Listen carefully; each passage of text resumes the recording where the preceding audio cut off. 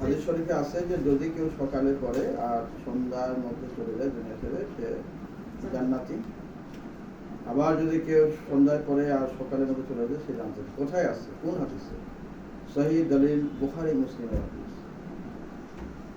তো আমি তো বললাম না মুসলিমের, আমি চেষ্টা করতেছি যে মুসলিমরা অবশ্যই কোরআন জানতে হবে, কোরআন পড়তে হবে, বুঝতে হবে।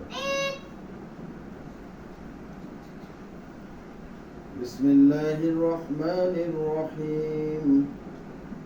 আল্লাহুম্মা আনতা রাব্বি লা ইলাহা ইল্লা আনতা খলাকতানি ওয়া আনা আবদুকা ওয়া আনা আলা আহাদিকা ওয়া ওয়া'দিকা মাস্তাতা'তু আউযু বিকা মিন শাররি মা সানা'তু আবুউ লাকা বিনি'মাতিকা আলাইয়া ওয়া আবুউ বিযামবি ফাগফিরলি ফাইন্নাহু লা ইয়াগফিরুয যুনুবা ইল্লা আনতা।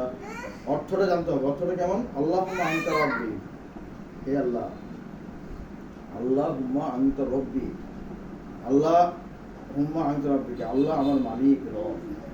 লা ইলাহা ইল্লা আনতা, আল্লাহ ছাড়া কোনো মাবুদ নাই। তিনি আমাকে সৃষ্টি করেছেন, আমি তার দেওয়া অঙ্গীকার অনুযায়ী যথাসাধ্য আমি অঙ্গীকার পালন করে যাচ্ছি।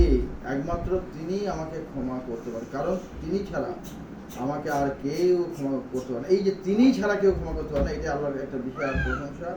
এবং আমার মনে হয় যে অর্থসহ অনুবাদটা আমি সারসংক্ষেপে বললাম। এভাবে যদি মানুষ এটা হৃদয়ঙ্গম করে এবং আমল করে, আল্লাহ পাক আমাদের সবাইকে ইহলৌকিক শান্তি, পরলৌকিক মুক্তি দান করবে। আর পরলৌকিক মুক্তি পেলেই আমরা নাজাত পাবো।